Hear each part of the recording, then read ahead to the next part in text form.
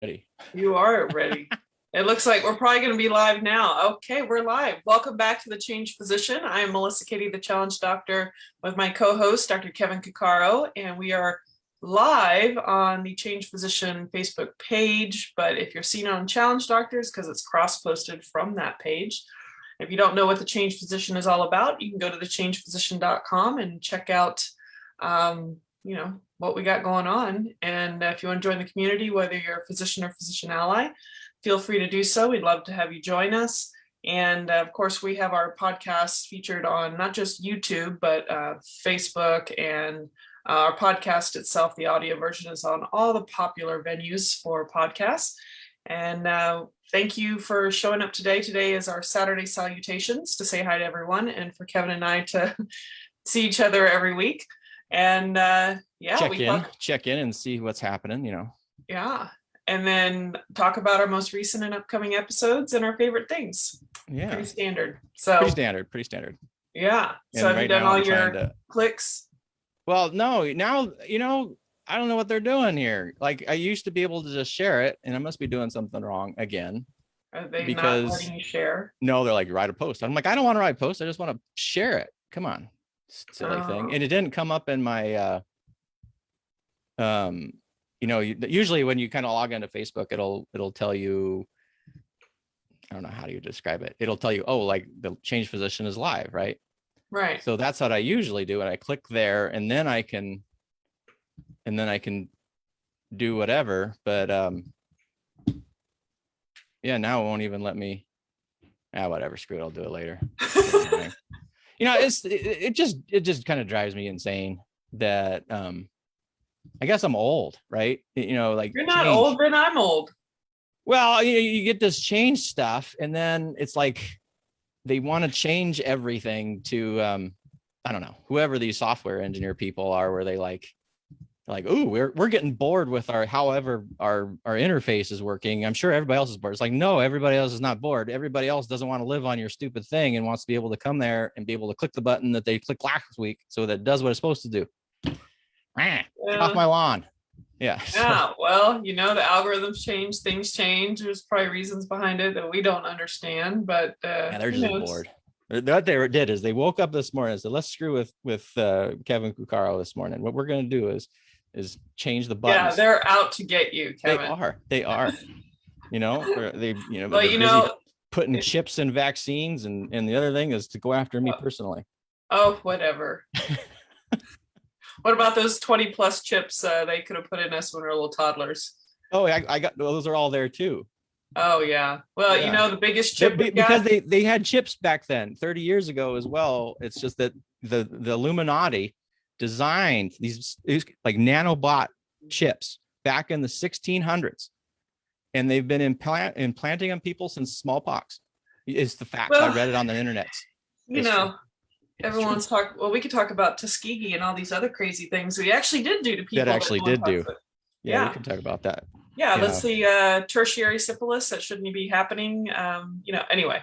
Yeah. But the biggest chip that everyone just seems to ignore is the iPhones and the mobile phones, and people are being followed, tracked. Got Alexa and Siri, and you think you worry about some little chip that really doesn't exist in a vaccine.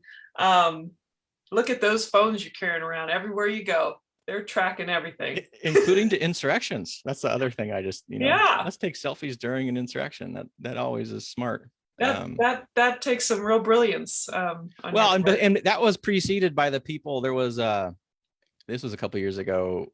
It was like some kids were robbing houses, and then they were doing YouTube videos about it. Just stupid. It's like, I wonder why how did you get caught? That's just so hard to imagine. How would that happen?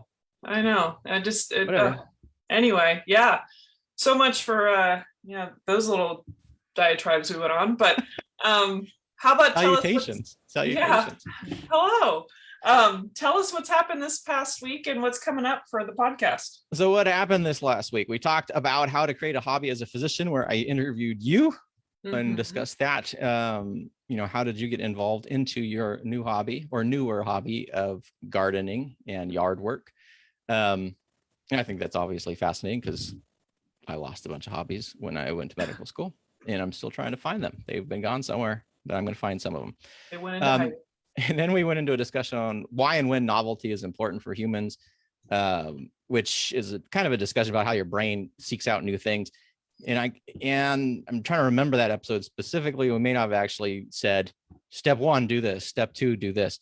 And I guess I'm probably guilty of not spelling things out as directly as I need to sometimes.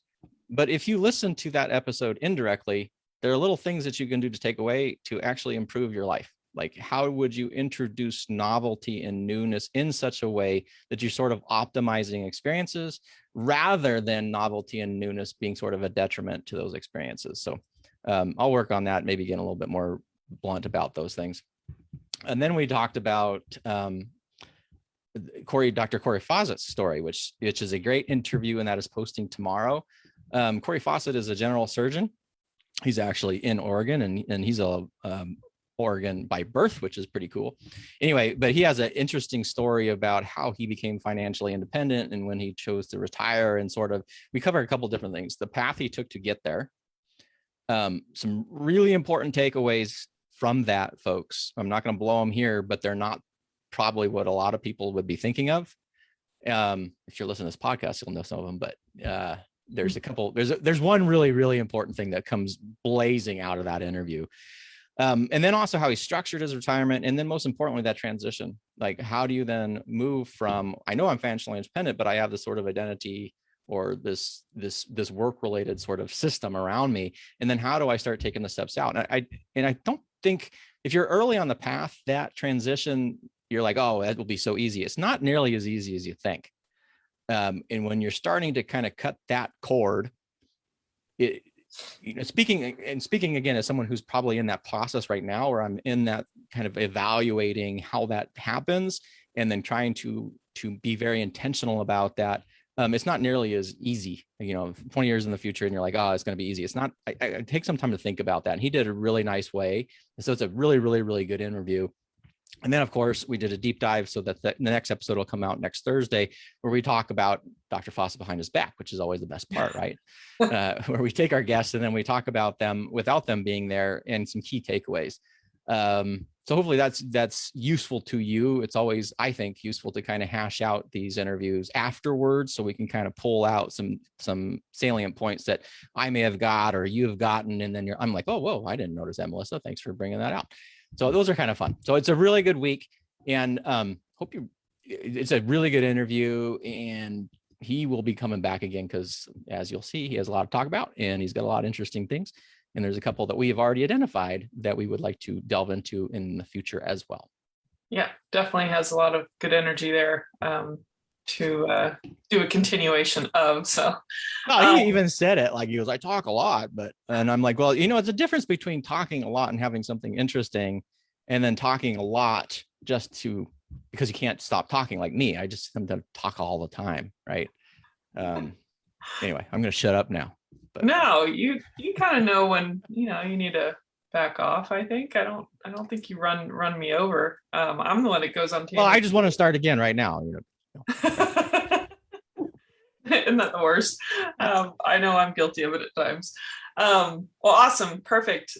That's those are all great episodes, and I think we should talk about some of our favorite things this past week instead of the things we started with at the beginning of the episode, or the Saturday Salutations, things that we're annoyed with.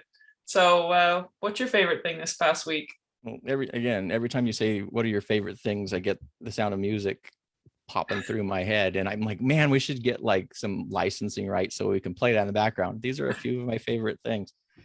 Yeah. I always think of like Oprah, like her favorite things she always gives away to people. You get a car and you get a car. You should do that for our podcast sometime. Oh yeah, people get a book and we don't have any cars, but we can give away books or pens or something. Yeah, we'll have to come up with some cool stuff. I know we talk about our website when you join it, resources we'll share with you and stuff. So those things will evolve over time. But well, if you don't have a favorite thing, I guess I can talk about one of my favorite things. Well, I didn't say I didn't have a favorite Oh, thing. okay. Well, I'm just, then I fire only get away. this chance to talk with you, Melissa. So I actually want to have a little dialogue and Oh, well, you know, that's because always a one of my favorite things is our dialogue. So Oh, see, this, there you go. Your favorite yeah, things. my favorite things. No, one of my, I guess this week is, I like to read. I've actually slowed down my reading a lot. And I got totally distracted by something I read, which is sort of the normal way. Like I'll read something, I'll read like a paragraph, and then it'll just send me on this tangent where I dig around. And I was reading about newness, and then the question of what does and what doesn't change. So for those of you who don't know, there's a quote by people. I'll say, well, what's going to happen in the next 10 years? And there's a quote by Jeff Bezos where it's like, well, what isn't going to change in 10 years? And I started really thinking about that. Like, what isn't going to change in the next 10 years? And it's going to sound weird, but that thought process is one of my favorite things this week, because I think I've identified some things I'm like, that's not going to change. And that's something to be interested in. And that's something, I don't know, it was exciting to me, literally just to think about what isn't going to change in the next 10 years, probably because there's been so much change lately that it's a little bit overwhelming to me. Yeah. Well, I think you're a very pensive person. No.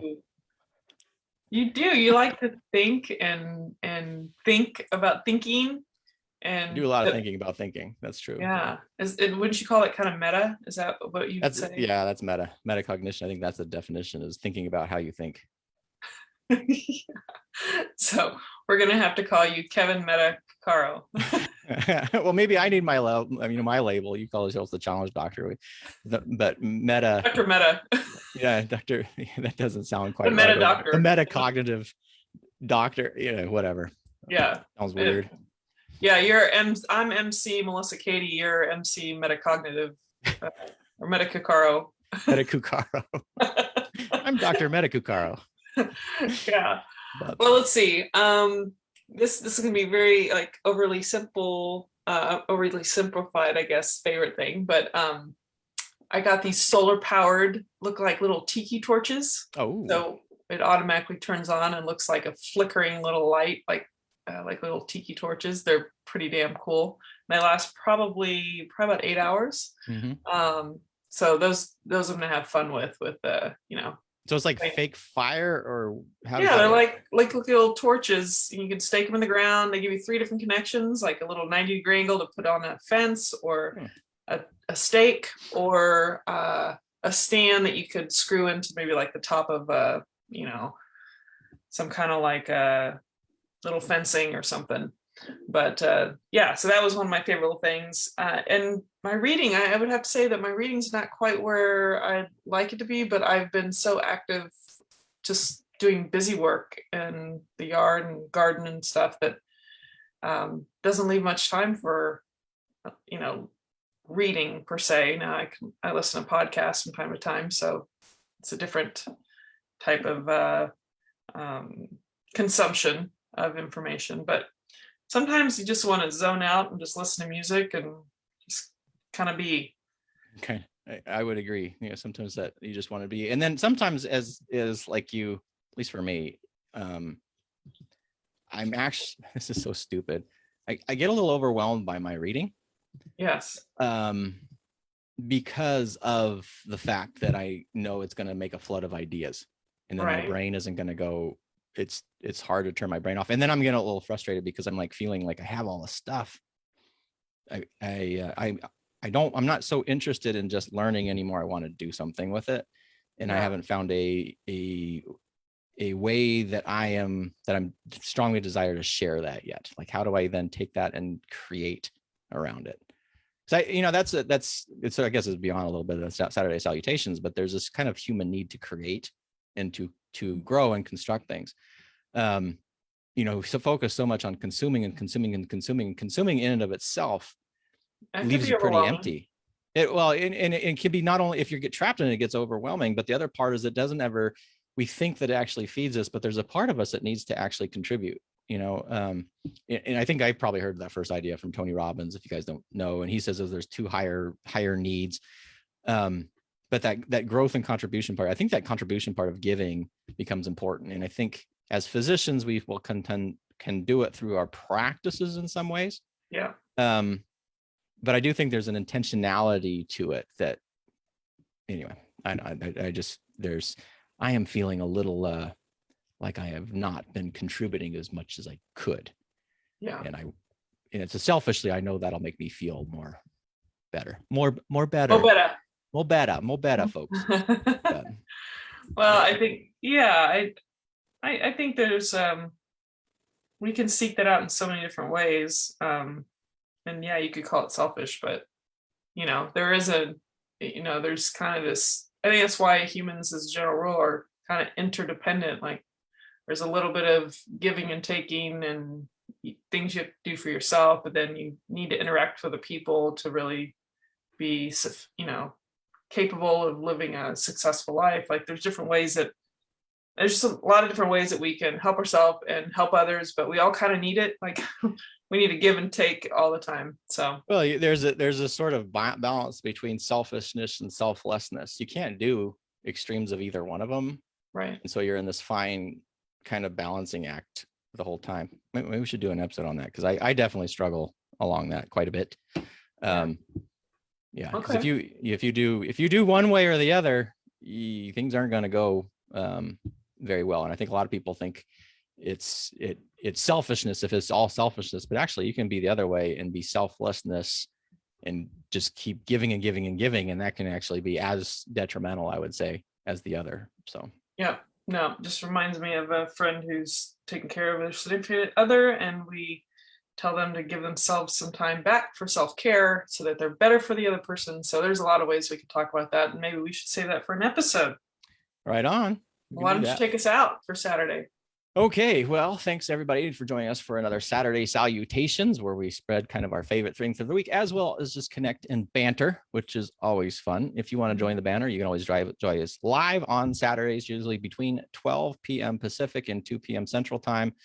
Or you can catch our episodes as they are delivered either on the YouTube station at thechangephysician.com or any of the podcast venues where you can hear us audioly. If you're interested, join the community at thechangephysician.com. And until next week, stay well. Take care.